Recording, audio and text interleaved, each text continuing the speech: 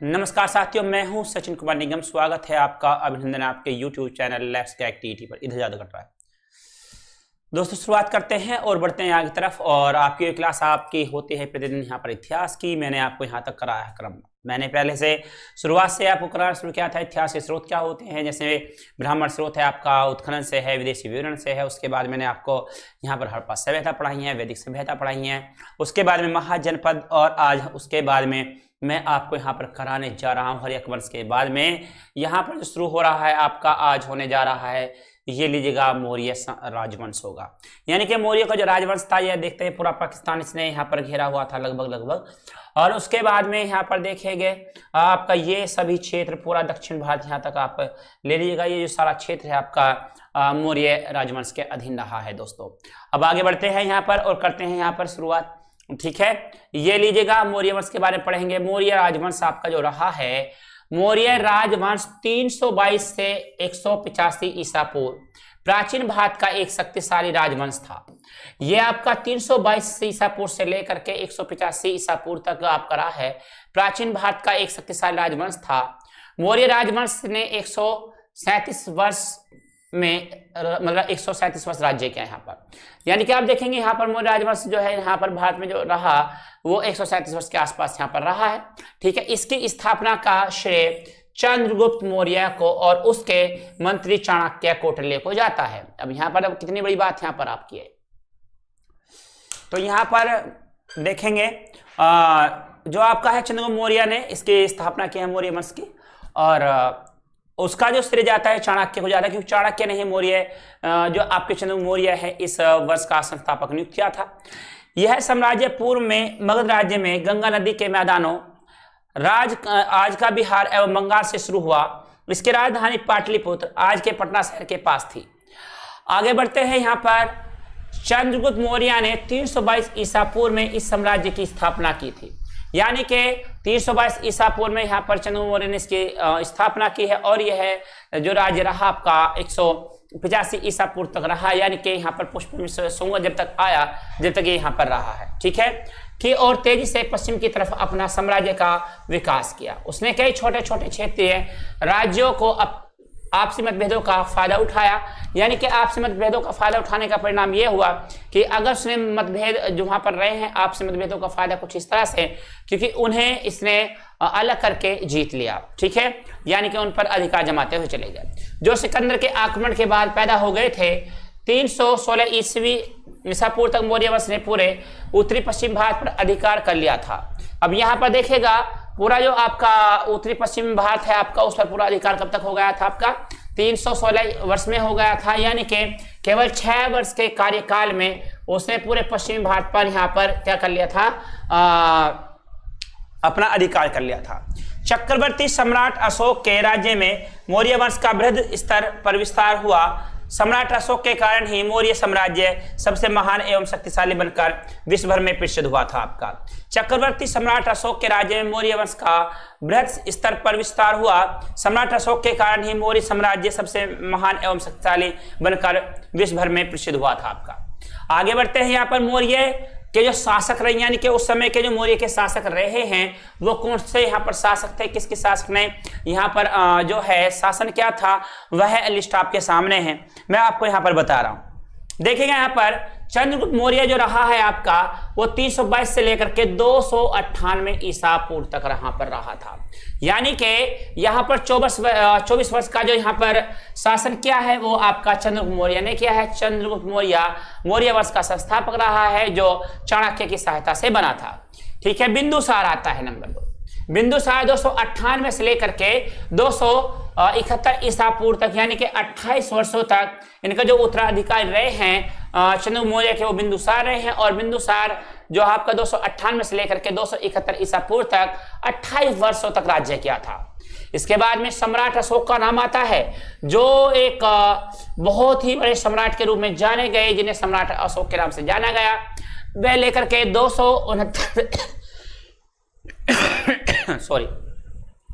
269 से लेकर के 232 ईसा पूर्व, यानी कि 37 वर्षों तक यहाँ पर शासन किया। कितना है आपका यहाँ पर, 37 वर्षों तक यहाँ पर सम्राट अशोक ने शासन किया था, जिसे कलिंग युद्ध के रूप में एक जाना जाता है और कलिंग युद्ध जो हुआ था वह अशोक के नेतृत्व में ही हुआ था। उस युद्ध के बाद में ही अशोक ने बौद्ध धर्म को अपना लिया था। अगला है कुणाल है आपका, तो कुणाल 232 ईसा पूर्व से लेकर के 228 ईसा पूर्व 4 वर्षों तक रहा। दशरथ यहाँ पर 228 से लेकर के 224 ईसा पूर्व 4 वर्षों तक यहाँ पर रहा था।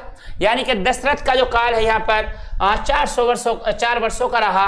हालांकि अगर देखा जाए तो सबसे कम नहीं है, सबसे कम वाले यहाँ पर अभी बाद में आएंगे। तो यहाँ पर सबसे ज्यादा अगर देखा जाए तो सबसे अधिक जो क्या है वो अशोक ने यहाँ पर शासन किया है। सबसे ज्यादा जो करने वाले यहाँ पर राजा रहे हैं वो आपके अशोक रहे हैं। अशोक ने यहाँ पर क्या था। इसके बाद कुणाल है आपका 232 से लेकर के 228 ईसा पूर्व से 4 वर्षों तक क्या इन्होंने।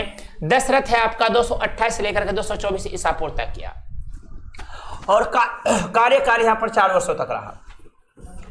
संप्रति आपका यहाँ पर 224 से लेकर के 215 ईसा पूर्व तक, यानी कि इन्होंने केवल 24 से 15 तक किया था यहाँ पर, और इनका कार्यकाल रहा केवल और केवल 9 वर्षों का रहा।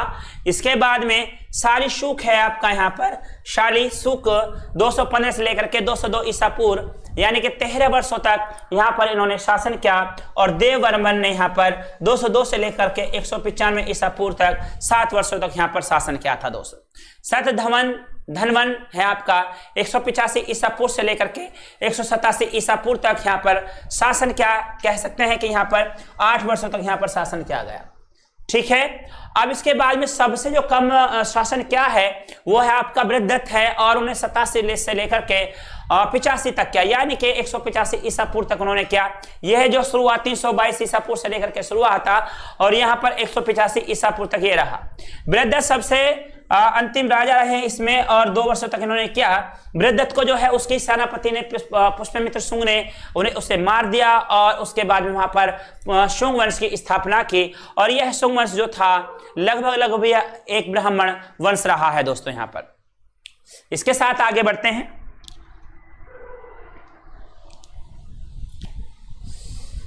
ईसा पूर्व में चंद्रगुप्त मौर्य ने अपने गुरु चाणक्य की सहायता से अंतिम नंद शासक धनानंद को युद्ध में पराजित कर मौर्य वंश की नींव डाली थी। अब इसमें कहानी आपके साथ में जुड़ती है। धनानंद जो रहा है ये आपका नंद वंश का एक राजा रहा है, और इस व्यक्ति ने क्या किया यहाँ पर, जो चाणक्य है आपका, जिसे कोटली के नाम से जाना जाता है, उसका अपनी सभा में, भरी सभा में अपमान किया था। जब उसका भरी सभा में अपमान किया गया तो चाणक्य ने या कौटिल्य ने या विष्णुगुप्त ने, जिन्हें 3 नामों से जाना जाता है, जिन्होंने अर्थ शास्त्र नामक विषय की जो है यहाँ पर रचना की है, और उन्होंने एक कहा, वहां पर अपनी सर की चोटी खोली और ये कहा कि इसमें गांठ तब बांधी जाएगी जब मैं जो है धनानंद का ये साम्राज्य खत्म नहीं कर दूंगा।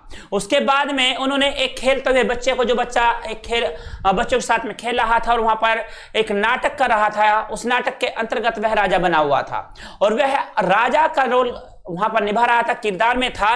और वह जिस तरह से सेना वहां पर अपने सिपाहियों को आदेश दे रहा था, कुछ इस तरह से यहाँ पर चाणक्य ने देखा, और उसने यह पाया कि यह बच्चा वो प्रतिभाशाली बच्चा हो सकता है जिसकी मुझे खोज है, और आगे चल करके चंद्रगुप्त मौर्य को तैयार किया चाणक्य ने। और चाणक्य ने इसे तैयार करने के बाद में धनानंद का यहाँ पर क्या कराया, पूरे राज्य को यहाँ पर ध्वस्त करा दिया और अपना बदला कुछ इस प्रकार से लिया।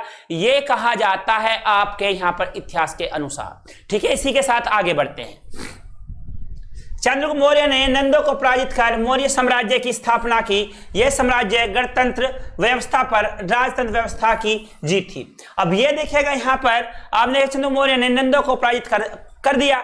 अब ये जो नंद है आपका, इन्हें भी ये जो एक अच्छे खासे राजा रहे हैं, और इसके बाद में मौर्य साम्राज्य जो आया उसने आकर के यहाँ पर नंदों को समाप्त कर दिया या उनका वर्चस्व समाप्त किया, और यहाँ पर अपना वर्चस्व जो है एक ये मानेगा उसे बहुत आगे तक लेकर के गए। और सबसे बड़ा जो राजा इसमें आकर हुआ वह थे, इसमें अशोक थे। हालांकि चंद्रगुप्त जो मौर्य हैं इन्होंने लेकर के 322 से लेकर के केवल 316 ईस्वी तक, यानी कि केवल 6 वर्षों में पश्चिम भारत को पूरा अपने अधीन कर लिया था। इस बात को आप याद रखेंगे। इस कार्य में अर्थशास्त्र नामक पुस्तक द्वारा चाणक्य ने सहयोग किया। विष्णुगुप्त व कौटिल्य उनके अन्य नाम है। मैं अभी आपको बता रहा था अर्थशास्त्र की रचना की है वो किसने किया, आपका चाणक्य ने। के अर्थशास्त्र मतलब पूरी अर्थव्यवस्था को चलाने वाला शास्त्र होता है जिसमें साम्राज्य को या राज्य को या सरकार को चलाने की नीतियां बताई गई हैं दोस्तों। ठीक है, आगे बढ़ते हैं। चंद्रगुप्त मौर्य 322 ईसा पूर्व से 298 ईसा पूर्व चंद्रगुप्त मौर्य के जन्म वंश के संबंध में विवाद है। अब ये देखेगा यहाँ पर बात आते विवादों की, क्योंकि अलग अलग लोगों का मानना है, अलग लोगों ने यहाँ पर बातें कही हैं और अपने आप को यहाँ पर प्रस्तुत करने का प्रयास किया है।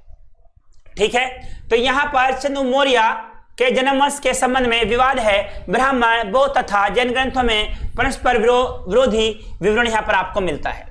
विविध प्रमाणों और आलोचनात्मक समीक्षा के बाद यह है तर्क निर्धारित होता है कि चंद्रगुप्त मौर्य वंश का क्षत्रिय था। चंद्रगुप्त के पिता मौर्य नगर प्रमुख थे। अब ये देखेगा मौर्य, यहाँ पर मौर्य जो है आपका यहाँ से मौर्य निकल के आया और ये है आपके मौर्य नगर के क्या रहे हैं, आपका यहाँ पर प्रमुख रहे हैं, यानी कि सरपंच रहे हैं, प्रधान रहे हैं, आप इसे इस तरह से समझ सकते हैं।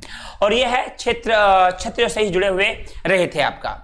जब वह गर्भ में ही था तब उसके पिता की मृत्यु युद्ध भूमि में हो गई थी। उसका पाटलिपुत्र में जन्म हुआ था तथा एक गोपालक द्वारा पोषित किया गया था, यानी जो गो पालने वाला था उसके द्वारा यहाँ पर इसे पाला पोषा गया था। और इसके यह दर्शाया गया है कि यह जन्मजात राजाओं के वंश में ही पैदा हुआ था। ठीक है, आगे बढ़ते हैं। चारवाहा तथा शिकारी रूप में ही राजा गुण होने का पता चाणक्य ने कर लिया था तथा उसे 1000 में यहाँ पर कुशाण में खरीद लिया। तत्पश्चात तक्षशिला लाकर सभी विधा में निपुण बनाया गया। अब ये जो तक्षशिला है आपका, ये कहां पर आपका पाकिस्तान क्षेत्र है, यानी कि उस पाकिस्तान से निकल करके बिहार और पटना तक गए और वहां पर जाकर के इस बच्चे को 1000 वहां पर स्वर्ण मुद्रा में खरीदा गया और उसे ला करके शिक्षण दिया गया और फिर उसे यहाँ पर इतना अध्ययन कराया गया कि वह आगे चल करके एक पराक्रमिक राजा बना। अध्ययन के दौरान यही संभवतः चंद्रगुप्त सिकंदर से मिला था। अब देखिएगा जिस समय क्या चल रहा था, अभ्यास चला था, उस समय चंद्रगुप्त सिकंदर से मिला।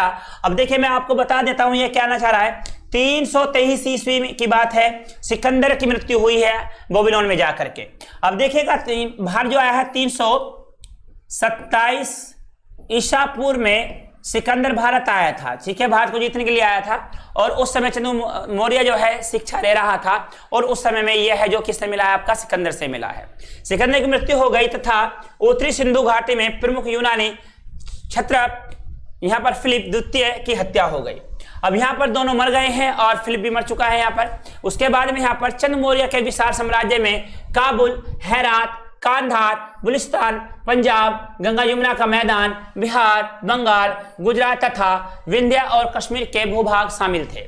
लेकिन चंद्रगुप्त मौर्य ने अपना साम्राज्य उत्तर पश्चिम में ईरान से लेकर पूर्व में बंगाल तथा उत्तर में कश्मीर से लेकर के दक्षिण में उत्तरी कर्नाटक तक विस्तृत किया था आपका। अंतिम समय में चंद्र मौर्य जैन मुनि भद्रबाहु के साथ शरणबेल गोला चला गया। अब देखेगा चंद्रगुप्त मौर्य जो था ये कैसा था, आपका जैनी व्यक्ति था, यानी कि यह जैन धर्म को फॉलो करता था। अब यहाँ पर जो भद्रबाहु हैं, यहाँ पर इनकी अब बात करते हैं, ये श्वेतांबर और दिगंबर का एक यहाँ दो संप्रदाय बनकर के तैयार हुई। मैंने आपको इसमें जिस समय मैंने आपको जैन धर्म कराया था उसमें बताया था कि जैन धर्म की दो संप्रदाय होती हैं, एक आपके श्वेतांबर है, एक आपके दिगंबर है। श्वेतांबर वह संप्रदाय है जिसमें आप देखते हैं सफेद कपड़े धारण करने वाले लोग जो जैन धर्म को फॉलो करते हैं, महावीर स्वामी को फॉलो करते हैं, वह लोग सफेद कपड़े पहनते हैं। जबकि आप देखते हैं दिगंबर वे लोग हैं जो बिना कपड़ों के रहते हैं और नग्न रहते हैं। ठीक है, 298 ईसा पूर्व में शेरखना उपवास द्वारा चंद्रगुप्त मौर्य ने अपना शरीर त्याग दिया। अब देखिए जब अपने अंतिम दिनों में जाकर के 298 ईसा पूर्व में जाकर के यह कहां पर चला गया, आपका शरणबेल गोला चला गया कर्नाटक में और वहां जाकर के इसने व्रत किया, यानी कि वहां पर बिना खाए हुए और इसने अपने प्राण त्याग दिए और इस तरह से यह अपने मृत्यु को प्राप्त हुए। ठीक है दोस्तों, अपना शरीर यहाँ पर चंद्रगुप्त मौर्य ने अपना शरीर त्याग दिया था बिना कुछ खाए पिए। आगे बढ़ते हैं यहाँ पर। अब इसके बाद में इनका जो उत्तराधिकारी हुआ वो हुआ यहाँ पर बिंदुसार हुआ। कौन था इनका उत्तराधिकारी? बिंदुसार था। और बिंदुसार का उत्तराधिकारी कौन रहा? अशोक रहा। और अशोक का उत्तराधिकारी की अगर बात की जाए तो कोई भी नहीं रहा, क्योंकि उनके बेटे का नाम था धर्मेंद्र और बेटी का नाम संघमित्रा था। धर्मेंद्र और संघमित्रा ने बौद्ध धर्म को अपनाया और उन्होंने बौद्ध धर्म के प्रचार प्रसार के लिए विदेशों तक यात्रा की, और उसके बाद में कोई यहाँ पर उनका वारिस न हो सका। आगे बढ़ते हैं। यहाँ पर 298 ईस्वी से ईसा पूर्व से 263 ईसा पूर्व यह चंद्रगुप्त मौर्य का पुत्र वह उत्तराधिकारी था। यानी जो बिंदुसार था वह चंद्रगुप्त मौर्य का उत्तराधिकारी था, और इसने लगभग 28 वर्षों तक, यानी कि जहां पर चंद्रगुप्त मौर्य ने 24 वर्ष, तो वहीं पर इसने बिंदुसार ने 28 वर्षों तक यहाँ पर अधिकार किया था, जिसे वायु पुराण में मद्रसार और जैन साहित्य में सिंहसेन कहा गया है। यूनानी लेखक ने इन्हें अभिलोचेटक कहा है आपका। यह 298 ईसा पूर्व मगध साम्राज्य के सिंहासन पर बैठा। जैन ग्रंथों के अनुसार बिंदुसार की माता धूधरा थी। थेरवाद परंपरा के अनुसार वह ब्राह्मण धर्म का अनुयायी था। अब देखिएगा यहाँ पर जैन ग्रंथों के अनुसार बिंदुसार की माता धूधरा थी। थेरवाद परंपरा के अनुसार, अब ये थेरवाद कौन सा है आपका? थेरवाद जो आपको मिलता है ये आपका बौद्ध धर्म में मिलता है, बौद्ध धर्म से आपको मिलता है। परंपरा के अनुसार ये वह ब्राह्मण धर्म का अनुयायी था, यानी कि पिता जैनी, बेटा बौद्ध धर्म, और उनका बेटा यहाँ पर बुद्धिस्ट होता है। यानी कि देखिएगा उस समय के जो वंशावलियां थी वो अपनी मर्जी से कौन कौन से धर्म में गए, ये आप देख सकते हैं। यहाँ पर आगे बढ़ेंगे। यहाँ पर बिंदुसार के समय में भारत का पश्चिम एशिया से व्यापारिक संबंध अच्छा था। अब देखिए बिंदुसार के समय में भारत का पश्चिमी एशिया से व्यापारिक संबंध अच्छा था। बिंदुसार के दरबार में सीरिया के राजा एंटियोकस ने डायमेक्स नामक राजदूत भेजा था, और उस राजदूत के द्वारा यहाँ पर बिंदुसार ने क्या क्या मंगाया? उनके यहाँ से विद्वान मंगाए गए, अंजीर मंगाई गई, और वहां से सोमरस या स्त्री को मंगाया हुआ माना जाता है। ठीक है, आगे बढ़ते हैं। यहाँ पर मिस्र के राजा टालमी के काल में डायनोसियस नामक राजदूत मौर्य दरबार में बिंदु की राजसभा में आया था। अजातशत्रु के सिंहासन मिलने के बाद वह अनेक राज्य संघर्ष एवं कठिनाइयों से घिर गया, लेकिन अपने बहुबल और बुद्धिमानी से भी सभी पर विजय प्राप्त की उसने। आगे बढ़ते हैं। यहाँ पर दिव्यवादान के अनुसार बिंदुसार के शासन काल में तक्षशिला में 2 विद्रोह हुए थे।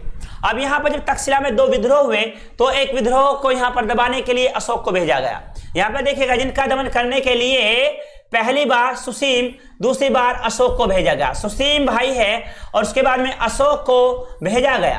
प्रशासन के क्षेत्र में बिंदुसार ने अपने पिता का ही अनुसरण किया। अब देखेगा यहाँ पर क्षेत्र में बिंदुसार ने, इनके जो पिता हैं, कौन है इनके पिता? चंद्रगुप्त मौर्य रहे हैं। चंद्रगुप्त मौर्य रहे हैं। चंद्रगुप्त का बेटा कौन है आपका? बिंदुसार है आपका, और इसका बेटा कौन है? अशोक है। सम्राट अशोक, हल्के में ना लें, हम यहां पर सम्राट अशोक की बात कर रहे हैं। आगे बढ़ेंगे। यहां पर पृथ्वी में उपराजा के रूप में कुमार नियुक्त किए गए, और दिव्यादान के अनुसार अशोक अवंती का उपराजा था। यानी कि जो अवंती राज्य था उस समय 16 महाजनपदों में जो राज्य रखा गया, उस राज्य में देखा जाए तो अवंती का राजा कौन था वहां पर? यहां पर अवंती का राजा अशोक को माना गया। बिंदुसार की सभा में 500 सदस्य वाली मंत्री परिषद थी, जिसका प्रधान यहाँ पर खल्लाटक था। बिंदुसार ने 25 वर्षों तक राज्य किया, यानी कि बिंदुसार ने 24 से 25 वर्षों तक राज्य किया है, और अंततः 263 ईसा पूर्व में उसकी मृत्यु हो गई। और जब 263 ईसा पूर्व में मृत्यु हुई तो उसके बाद में उसका पुत्र अशोक जो उत्तराधिकारी के रूप में यहाँ पर चुना गया, और वह यहाँ पर आकर के राजा बना। आगे बढ़ते हैं। अशोक का नंबर यहाँ पर आता है। अशोक की बात करें तो अशोक 263 से लेकर, हालांकि 272 भी आता है, कहीं पर 271 भी आता है आपका, लेकिन आपका परफेक्ट एरिया टाइम जो है 272 के आसपास मानिएगा। ठीक है, 272 से लेकर के 236 ईसा पूर्व राजगद्दी प्राप्त होने के बाद अशोक को अपनी आंतरिक स्थिति सुदृढ़ करने में 4 वर्ष लग गए।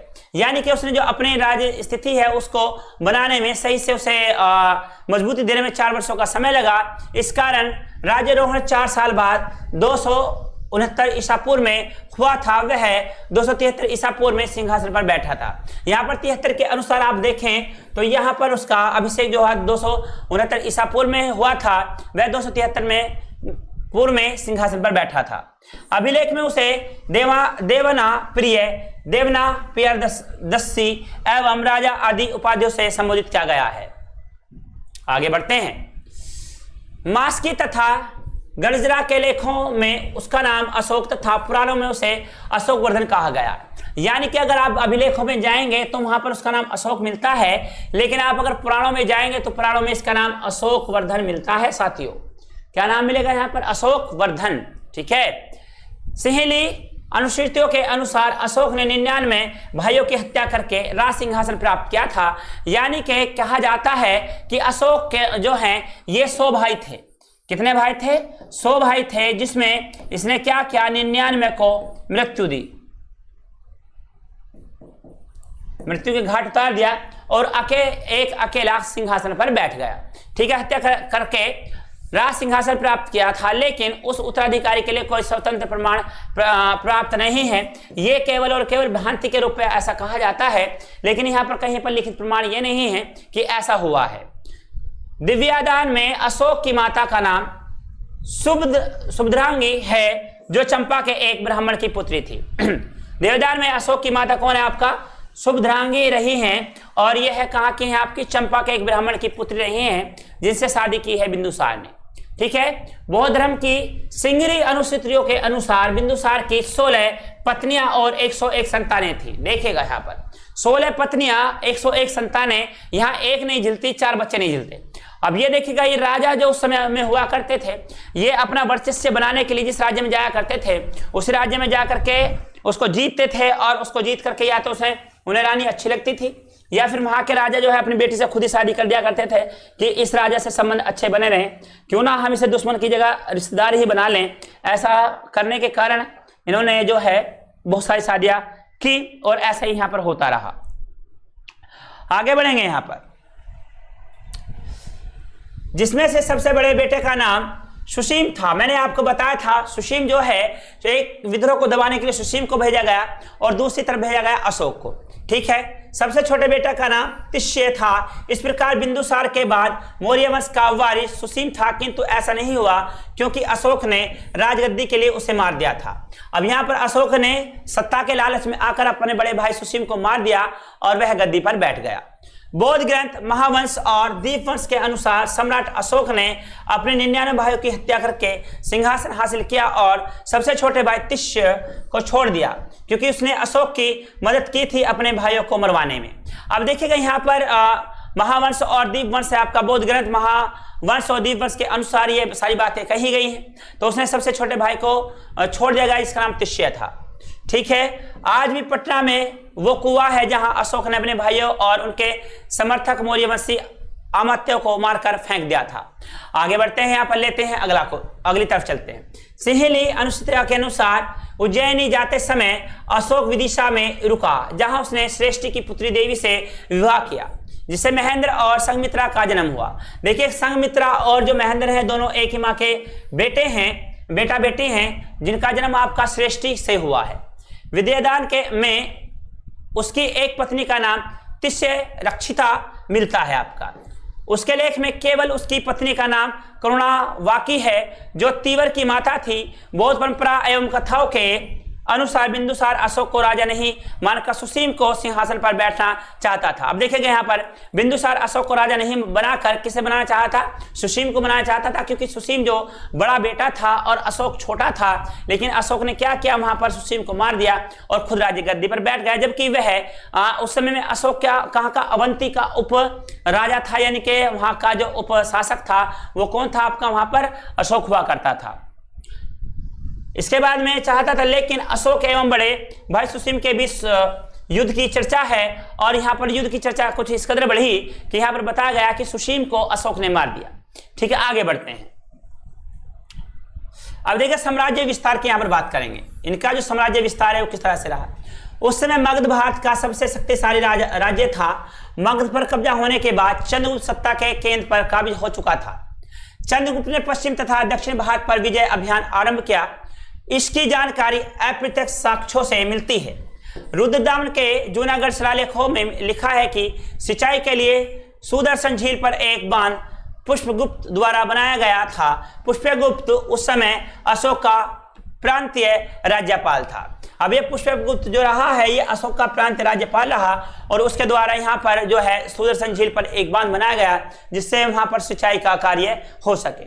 आगे बढ़ते हैं। यहाँ पर पश्चिमोत्तर भारत को यूनानी शासकों से मुक्ति दिलाने के बाद उसका ध्यान दक्षिण की तरफ चला गया। अब यहाँ पर जो सुदर्शन झील है और उसका जो यहाँ पर बांध बनाया गया वो पुष्पगुप्त के द्वारा बनाया गया और यह राज्यपाल हुआ करता था अशोक का। ठीक है, आगे बढ़ेंगे।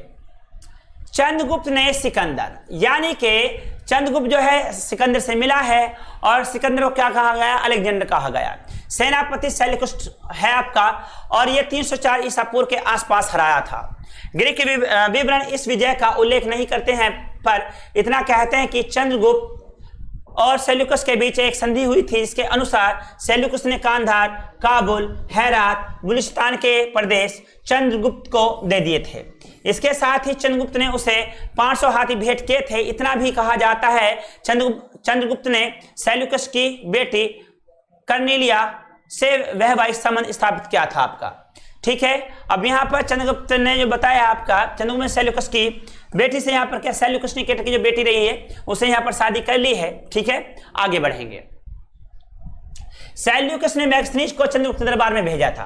अब देखेगा सेल्यूकस जो है आपका, सेल्यूकस ने अपनी बेटी की शादी किससे की? चंद्रगुप्त से की है 305 ईसा पूर्व में और ये आपका 298 ईसा पूर्व तक जो है यहाँ पर यहाँ जो शादी हुई तो मैक्सनीज जो है 305 ईस्वी में भारत आया और 298 ईस्वी पूर्व तक यहाँ पर रहा। यानी कि कहा गया कि मैक्सनीज जो है दहेज में आया हुआ एक विद्वान व्यक्ति था जिसने भारत में आकर के इंडिका नामक पुस्तक लिखी और भारत की सभ्यता और कल्चर के बारे में ज्यादा से ज्यादा बताने का प्रयास किया है।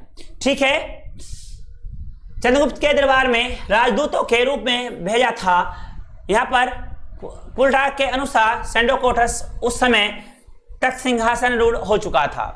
उसने अपने 6 लाख सैनिकों की सेना से संपूर्ण भारत को रोन डाला और अपने अधीन कर लिया था। यह टिप्पणी थोड़ी अतिशयोक्ति कही जा सकती है क्योंकि इतना ज्ञात है कि कावेरी नदी और उसके दक्षिण के क्षेत्र में उस समय चोलों, पांडवों और सत्यपुत्रों तथा केरल पुत्रों का शासन हुआ करता था। आगे बढ़ते हैं यहाँ पर बिंदुसार। अब बिंदुसार के यहाँ पर जो है राज साम्राज्य की बात देख लीजिएगा। यहाँ पर चंद्रगुप्त के बाद उसका पुत्र बिंदुसार सत्तारूढ़ हुआ पर उसके बारे में अधिक ज्ञात नहीं होता। दक्षिणी और साम्राज्य विस्तार का श्रेय यदा कदा बिंदुसार को दिया जाता है, हालांकि इसके विजय अभियान का कोई साक्ष्य नहीं है। यहाँ पर आप देखेगा जो भी राजा उस समय जीता करते थे वो अपने अभिलेख बनाया करते थे, स्तंभ बनाया करते थे और वह अपने अपने कोई ना कोई साक्ष्य दिया करते थे और उस पर लिखवाया करते थे, गुनवाया करते थे कि उनकी उपलब्धियां क्या रही हैं और वो क्या बता रहे हैं। ठीक है, उन्होंने क्या क्या यहाँ पर किया है। ठीक है, वैसे यहाँ पर आप देखते हैं तो बिंदुसार ने ऐसा कुछ भी नहीं किया और वह अपने बारे में यहाँ पर ज्यादा से ज्यादा नहीं बता सका और इसके साक्ष्य यहाँ पर ज्यादा हमें नहीं मिलते हैं।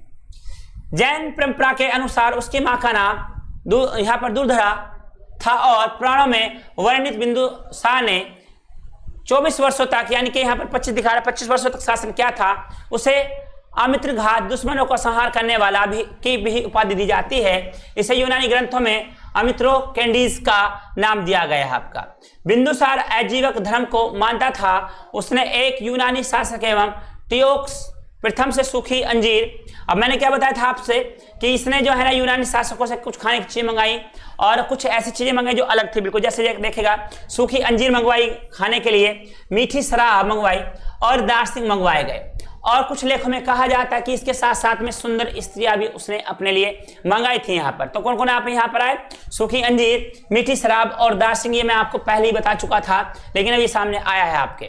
उसे अंजीर व शराब दी गई किंतु दार्शनिक देने से इनकार कर दिया गया।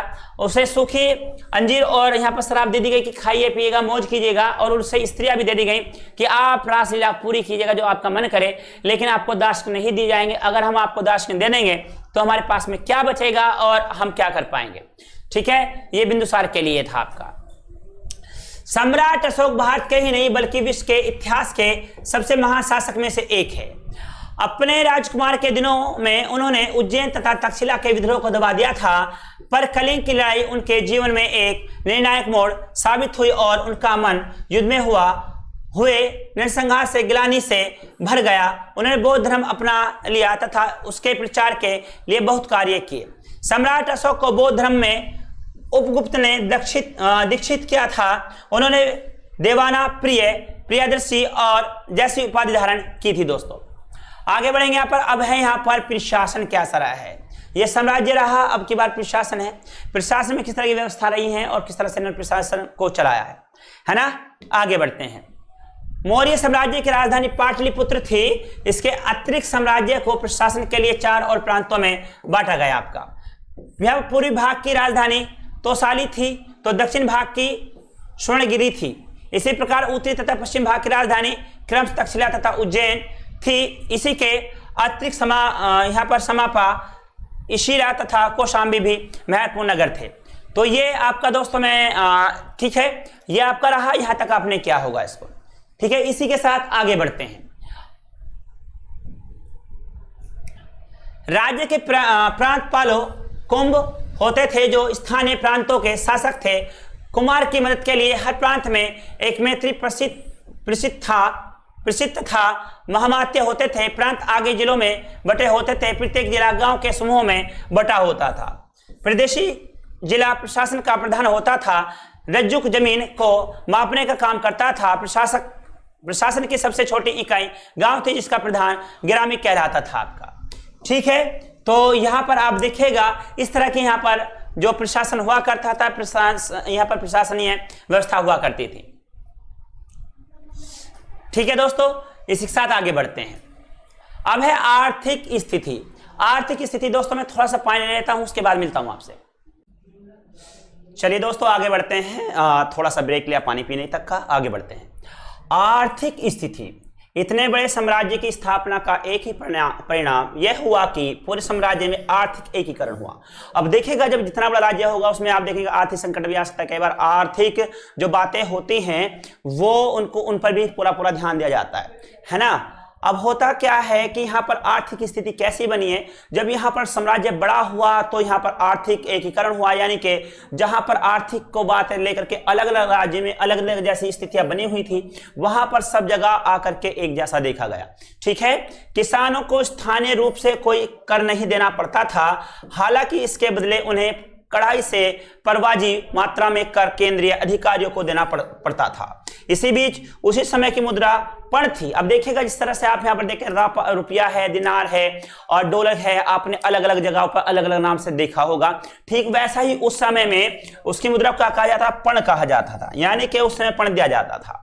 अर्थशास्त्र में इन पणों के वेतनमानों का भी उल्लेख मिलता है। न्यूनतम वेतन 60 पण होता था, जबकि अधिकतम वेतन यहाँ पर 48,000 पण तक रखा गया। यानी कि अगर कोई बहुत बड़ा अधिकारी है, अब कोई अधिकारी जैसा आप देखते हैं यहाँ पर कि अभी आप लेकर के चले जाएं, सैलरी मजिस्ट्रेट की बात करें, डिप्टी मजिस्ट्रेट की आप अगर बात करते हैं तो उसकी सैलरी कितनी होगी। यहाँ पर आप प्रोफेसर की बात करेंगे, उसकी सैलरी कितनी, एक मास्टर की कितनी होती है। और आप उसी बीच में चपरासी की जानते हो, उसके बाद में आप आ जाएं कि एक मजदूर की सैलरी कितनी है या एक मजदूर को प्रतिदिन मेहनताना कितना मिलता है। तो वहां पर सबसे कम जो मजदूरा था वह कितना था आपका, 60 पण का हुआ करता था। लेकिन यहां पर जो बात करते हैं अधिकारी की, वो 48,000 पण यहां पर होता था दोस्तों। ठीक है, आगे बढ़ जाएंगे। इसी के साथ में आगे बढ़ेंगे। धार्मिक स्थिति है। अब ये लीजिएगा यहाँ पर धार्मिक स्थिति कैसी है, यानी कि धार्मिकता को लेकर के यहाँ पर इन्होंने किस तरह से काम किया है। तो देखते हैं यहाँ पर 6ठी सदी पूर्व में मौर्य के उदय के कोई 200 वर्ष पूर्व तक भारत में धार्मिक संप्रदायों का प्रचलन था। ये सभी धर्म किसी न किसी रूप में वैदिक प्रथा से जुड़े हुए थे। यानी कि आप देखेंगे उस समय वैदिक प्रभाव, यहाँ पर वैदिक प्रभाव ज्यादा देखा जाता था, क्योंकि वैदिक प्रभाव की अगर हम यहाँ पर बात करें तो 1500 से लेकर के 600 ईसा पूर्व तक यहाँ पर वैदिक प्रभाव रहा है। और वैदिक काल को 2 भागों में बांटा गया। यहाँ पर उत्तर वैदिक काल रहा आपका और यहाँ पर ऋग्वैदिक काल रहा। ठीक है, अब आगे बढ़ेंगे। यहाँ पर तो ये कहना चाहता है धार्मिक स्थिति की अगर बात की जाए तो लगभग इस समय में जहां पर मौर्य साम्राज्य की आप बात करते हैं उससे 100 साल के आसपास की बात है, उस समय तक यहाँ पर वैदिक सभ्यता आपको नजर आती थी। ठीक है, इसी के बाद 6ठी शताब्दी ईसा पूर्व में कोई 62 संप्रदायों के अस्तित्व का पता चलता है, जिसमें बौद्ध तथा जैन संप्रदाय का उदय कालांतर में अन्य की अपेक्षा अधिक हुआ। यहाँ पर 62 संप्रदाय रही हैं, लेकिन यहाँ पर जो सबसे ज्यादा यहाँ पर महत्वपूर्ण देखा गया वर्चस्व रहा तो यहाँ पर बौद्ध धर्म और यहाँ पर जैन धर्म का रहा। मौर्यों के आते आते बौद्ध तथा जैन संप्रदायों का विकास हो चुका था। उधर दक्षिण में शैव तथा वैष्णव संप्रदाय भी विकसित हो रहे थे। आगे बढ़ेंगे यहाँ पर। चंद्रगुप्त मौर्य ने अपना राज सिंहासन त्याग कर जैन धर्म अपना लिया था। ऐसा कहा जाता है कि चंद्रगुप्त ने अपने गुरु जैन मुनि भद्रबाहु के साथ कर्नाटक के श्रवणबेलगोला में सन्यासी के रूप में रहने लगे थे। इसके बाद के शिलालेखों में भी ऐसा पाया जाता है कि चंद्रगुप्त ने उसी स्थान पर एक सच्चे निष्ठावान और जैनी की तरह अमर उपवास करके दम तोड़ा था। यानी कि जब चंद्रगुप्त मौर्य का समय था तो चंद्रगुप्त मौर्य के जब अंतिम दिन चल रहे थे तो वह अपने गुरु भद्रबाहु के साथ में श्रवणबेला चले गए वहां पर, और वहां पर जाकर के वह आश्रम में रहने लगे और अंततः उन्होंने लास्ट में अपने जो प्राण त्यागे हैं वो व्रत रखे त्यागे, यानी कि उन्होंने खान पान छोड़ दिया था। ठीक है, वहां वापस में ही चंद्रगिरी नाम की एक पहाड़ी है जिसका नामकरण शायद चंद्रगुप्त के नाम पर ही किया गया था। आगे बढ़ते हैं यहाँ पर। अशोक ने कलिंग युद्ध के बाद बौद्ध धर्म को अपना लिया था। बौद्ध धर्म को अपनाने के बाद उसने इसको जीवन में उतारने की भी कोशिश की। अब देखिए, कलिंग युद्ध से आहत होकर के यहां पर क्या किया, बौद्ध धर्म को माना गया, अपना लिया गया, और इतना अपनाया कि खुद तो प्रचार क्या ही क्या, बहुत सारे स्तंभ लगाए गए और बहुत सारे स्तंभों पर यह उल्लेख किया गया कि बौद्ध धर्म क्या है, और उसके साथ साथ अपने पुत्री और पुत्र को भी इसी काम में लगा दिया कि उन्होंने देश विदेश में जाकर के बौद्ध धर्म का प्रचार प्रसार किया। उसने शिकार करना और पशुओं की हत्या छोड़ दिया था। मनुष्य तथा जानवरों के लिए चिकित्सालय की स्थापना कराई थी। उसने ब्राह्मणों तथा विभिन्न धार्मिक पंथों के यहाँ पर सन्यासियों को उदारता पूर्वक दान दिया। इसके अलावा उसने आराम गृह एवं धर्मशाला, कुएं तथा बावरियों का भी निर्माण कराया गया। यहाँ पर आगे बढ़ते हैं, लेते हैं आगे। सैन्य व्यवस्था कैसी रही यहाँ पर, अब देखेगा इनकी जो है सैन्य व्यवस्था यहाँ पर कैसी रही है। सैन्य व्यवस्था 6 समितियों में विभक्त सैन्य विभाग द्वारा यहाँ पर निर्देशित थी। प्रत्येक समिति में 5 सैन्य विशेषज्ञ होते थे। नंबर 1 पैदल है, अश्व सेना है, गज सेना है, रथ सेना और आपका नौसैन्य की व्यवस्था। यानी कि पैदल चलने वाले लोग हुआ करते थे जो भाला या तीर लेकर के पैदल चला करते, तलवार लिया करके चला करते थे। दूसरा है अश्व, यानी कि जो घोड़ों पर सवार हुआ करते थे, यानी कि घोड़ों पर भी सेना हुआ करती थी, घोड़ा चलने में बहुत तेज होता है। गज माने हाथी, यानी कि हाथी सेना भी यहां पर हुआ करती थी, और रथों में भी सवार हुआ करते थे। और यहां पर सबसे बड़ी बात है नौ सेना, यानी कि समुद्री सेना का भी इनके पास में उल्लेख मिलता है। जी हां दोस्तों, ये सबसे अलग है। आप ही पैदल सेना, अश्व सेना, गज सेना, रथ सेना, ये तो सब आपने जो देखा होगा महाभारत रामायण जैसे सीरियलों में भी आपने इनको देख लिया होगा, लेकिन वहां पर नौसैन्य की अगर बात की जाए तो उसका उल्लेख है आपको इस मौर्य साम्राज्य से मिलता है। सैनिक प्रबंधन का सर्वोच्च अधिकारी नतपाल कहलाता था। यह सीमांत क्षेत्रों का भी व्यवस्थापक होता था आपका। मैक्सथ्रीज के अनुसार चंद्रगुप्त मौर्य की सेना 6 लाख पैदल, 50,000 अश्वारोही, 9,000 हाथी तथा 800 रथों से सुसज्जित अजय सेना थी। अब देखेगा यहाँ पर 6 लाख पैदल लोग चला करते थे कि इतना बड़ा सेना का विशाल था, इतनी विशाल सेना थी कि 6 लाख पैदल थे, 50,000 अश्व थे यानी कि 50,000 घोड़े और 9,000 हाथी। देखेगा हाथी कितना यहाँ पर देखा गया है, ठीक है। और 800 रथों से, यहाँ पर 800 रथों से सुसज्जित अजय सेना थी। यहाँ पर 800 रथ भी हुआ करते थे उस समय में, ठीक है। प्रांतीय प्रशासन, अब देखेगा प्रांतीय प्रशासन की आप बात करेंगे। चंद्रगुप्त मौर्य ने शासन संचालन को सुचारू रूप से चलाने के लिए 4 प्रांतों में विभाजित कर दिया था, जिन्हें चक्र कहा जाता था। इन प्रांतों का शासन सम्राट के प्रतिनिधित्व द्वारा संचालित होता था। सम्राट अशोक के काल में प्रांतों की संख्या 5 हो गई थी। ये प्रांत थे।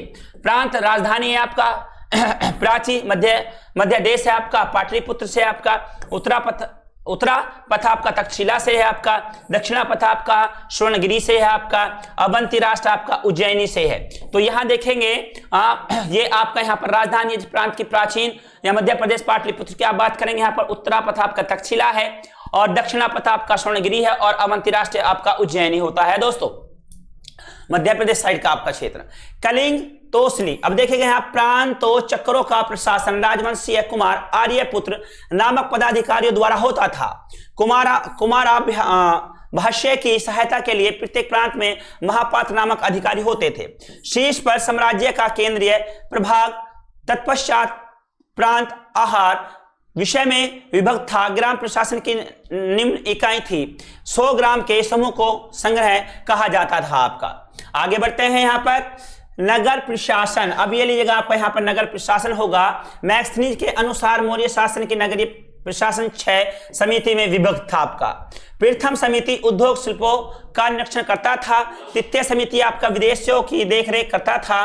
तृतीय समिति आपका जनगणना था। चतुर्थ समिति आपका व्यापार वाणिज्य की व्यवस्था था। और पंचम समिति आपका विक्रय की व्यवस्था और निरीक्षण करना था आपका दोस्तों।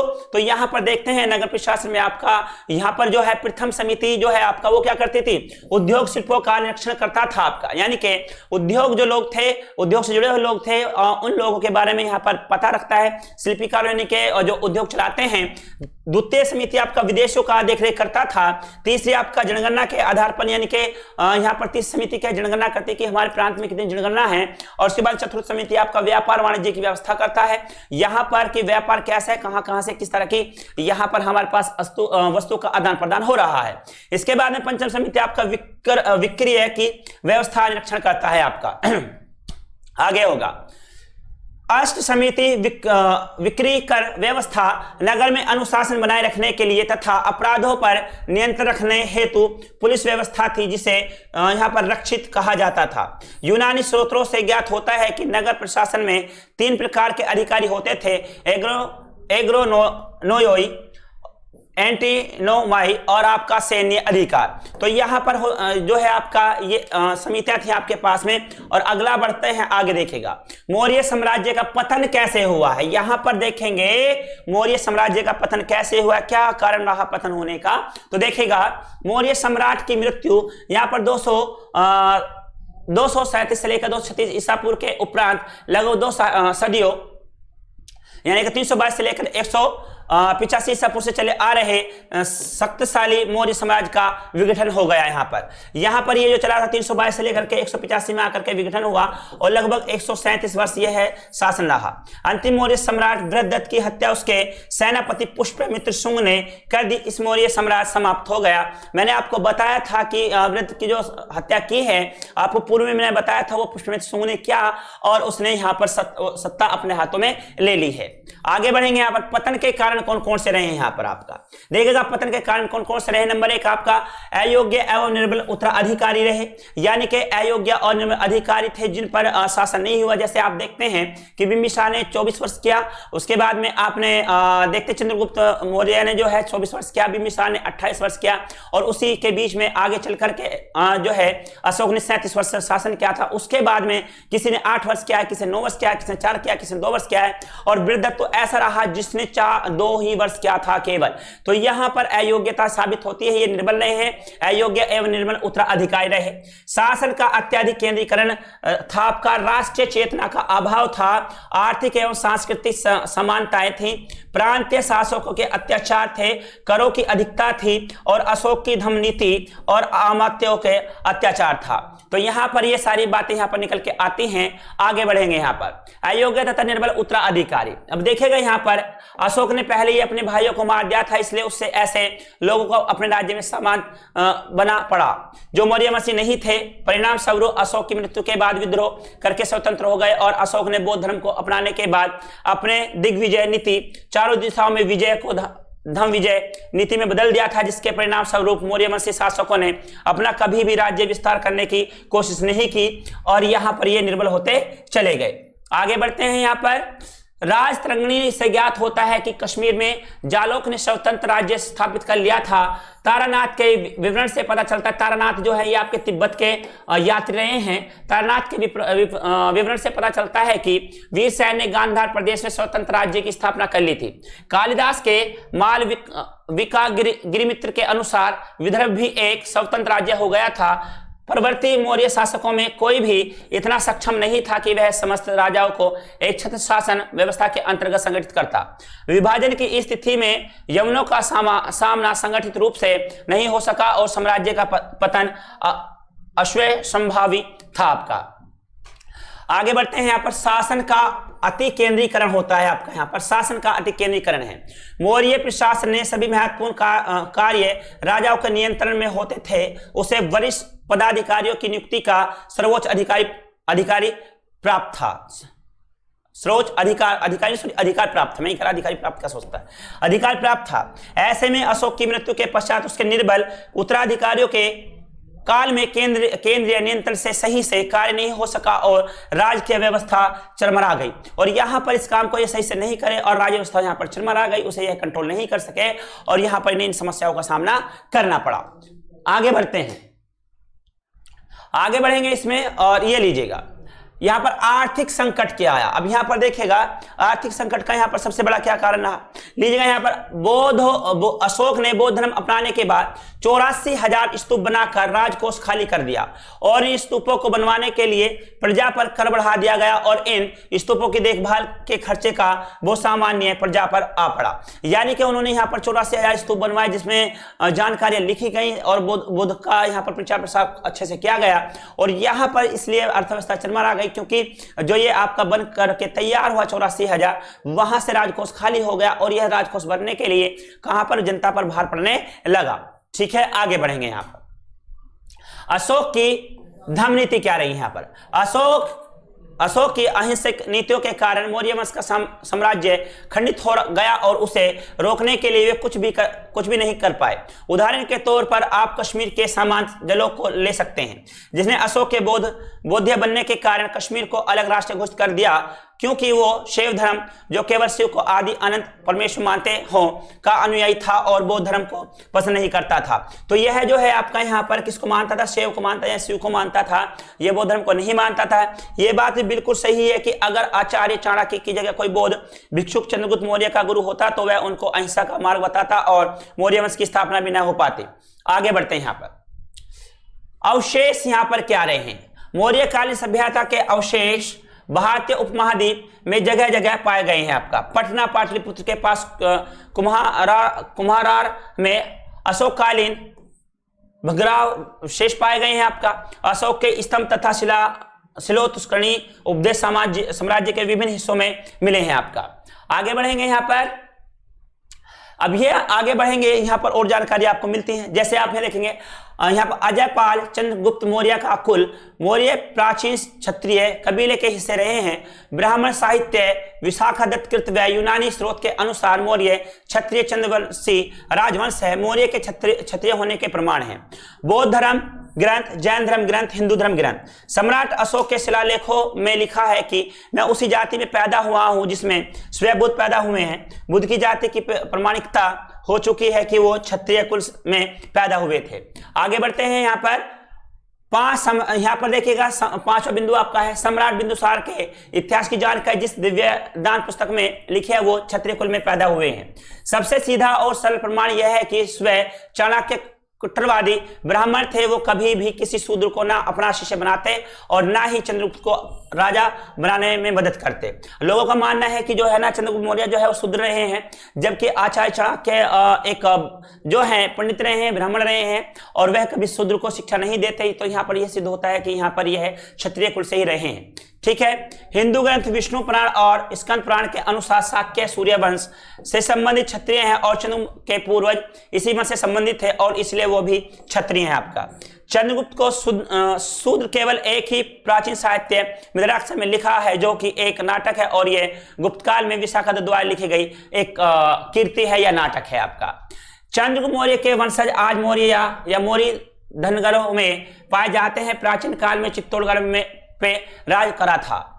मौर्य चंद्रगुप्त मौर्य के वंशज हैं। चित्रांगदा मौर्य एक मौर्य शासक थे जिन्होंने चित्तौड़गढ़ के किले की नींव रखी थी। आपका आठवां है आपका शताब्दी में चित्तौड़गढ़ एक अच्छी तरह से स्थापित गढ़ था और मौर्य बिजनौर के सम्राट थे। अब ये देखिएगा यहाँ पर चित्तौड़गढ़ भी रहे हैं और बिजनौर के शासक भी रहे हैं और इनमें जो अलग अलग जो शास्त्र मिले हैं जैसे चाणक्य के द्वारा कहा गया है या उन पर बात रखी गई कि चाणक्य एक ब्राह्मण थे, वो शूद्रों को कभी शिक्षा नहीं दे सकते ना राजा बना सकते हैं। तो यहाँ पर इन्हें जो है घोषित करने की कोशिश की गई है, बताने की कोशिश की गई है कि जो है ये क्या है, एक क्षत्रिय रहे हैं। ठीक है, लेकिन आगे बढ़ जाएंगे यहाँ पर, इसी बीच में आगे बढ़ेंगे यहाँ पर और ये आपके यहाँ पर हो जाती है आपकी क्लास खत्म।